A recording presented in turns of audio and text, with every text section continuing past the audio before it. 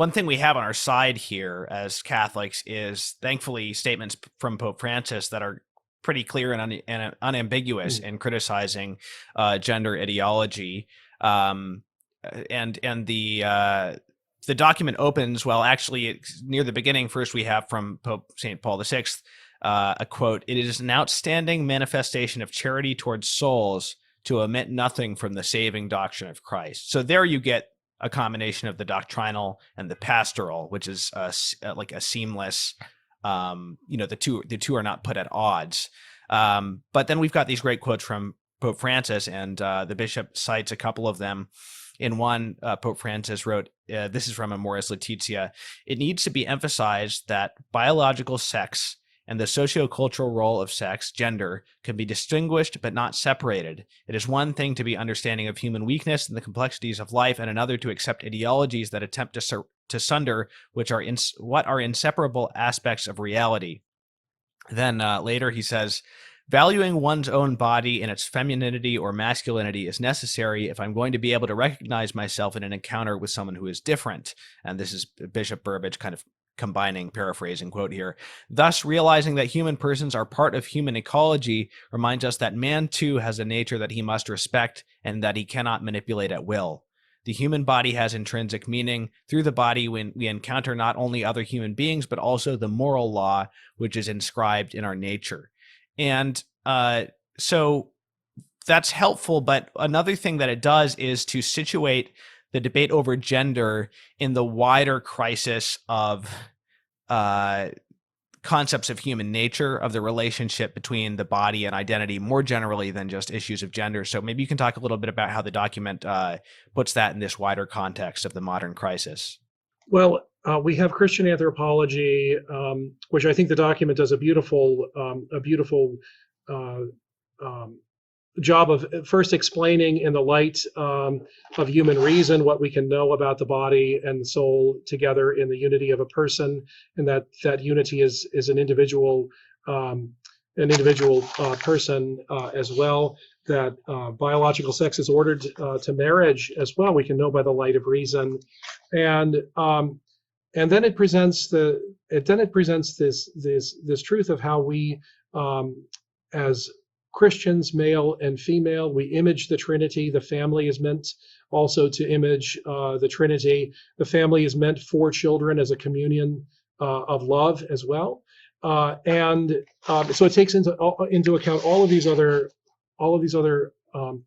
truths of Christian anthropology about the human person made in the image and likeness of God, and presents the truth of that God gives ourselves to us as a gift, and that gift includes our body and our soul, and that we can receive we can receive our bodies as a gift, and so then we don't have to struggle against them, and that's really the path to maturation and kind of integrating the sense of ourselves as a child of God, to accept ourselves as a gift and know that there's so much about our lives that we don't choose, but one of those things is our biological sex. And so God wishes for us to receive that as a gift, wishes for us to see that in one another as well. And I honestly think that really takes a lot of pressure off of people that might be feeling this profound disconnect between their body and their soul and their sense of themselves. If they might pause and think, this is really a gift to me, and despite my feelings, I can understand this as a gift, and then come to terms with it on that level, as opposed to just the discomfort or that disconnect or that alienation from the body as a symptom that needs to be treated, in some extreme way with chemical or surgical interventions. So uh, that's the that's in a sense the meaning of Christian anthropology, and really I think something else that is at the heart of the this that what it is that God and the church have to offer, especially those who are struggling, versus the damage that comes from all of these other ways of kind of trying to address that problem of our alienation from our body that really is one of the effects of original sin. Yeah, and my favorite aspect of this document on a theological level is how it connects all these different issues together with the gender issue. I mean, for example, you mentioned relationality. I mean, one of the things that the bishop says is kind of pointing back to marriage itself. He says the differences between man and woman are ordered towards their complementary union in marriage. Indeed, the differences between man and woman, male and female, are unintelligible apart from such a union.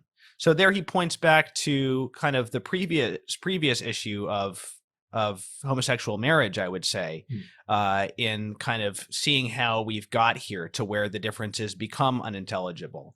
And, you could also point to, contraception, for example, as a way of eroding the differences between man and woman in our practical living, such that they no longer seem that meaningful or important to us in our lived experience, as the phrase goes. That's correct. I mean, separating sex from marriage and marriage from sex and sex from procreation has wrought all of these social evils that we're seeing them reverberate in so many ways. Um, and that is a fact. If we followed God's plan, God's design, and accepted that as a gift, then we wouldn't have so many broken families or broken individuals, because of these well, they're social sins, but they're also personal sins as well. But he also traces this back in a more primordial way to the fall. So he says essentially that the sexual wound and alienation from our own body begins with the response of our first parents, Adam and Eve, to the fall.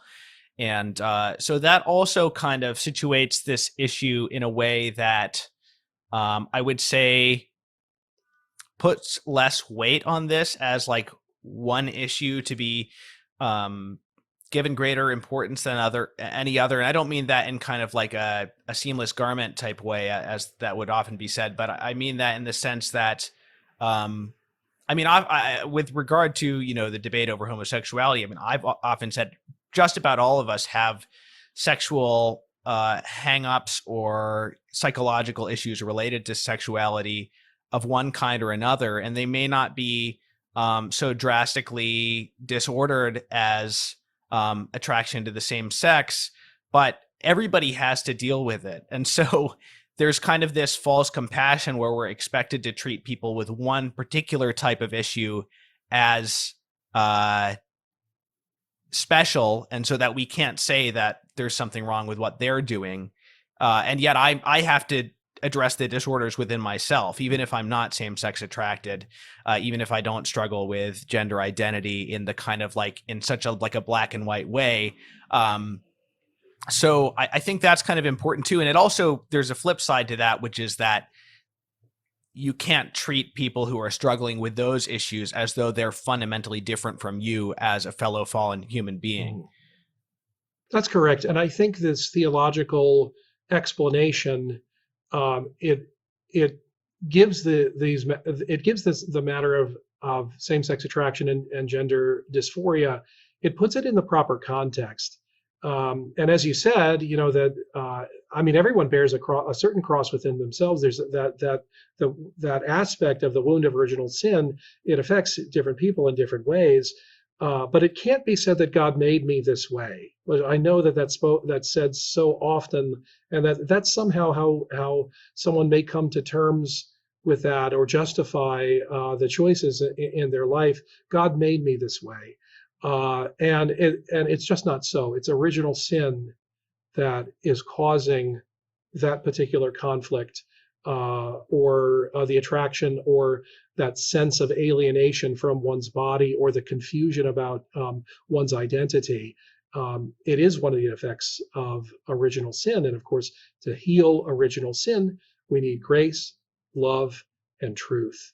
And that grace, of course, comes to us from God. The love comes to us in nurturing relationships, and the whole truth of who we are as God's sons and daughters comes to us in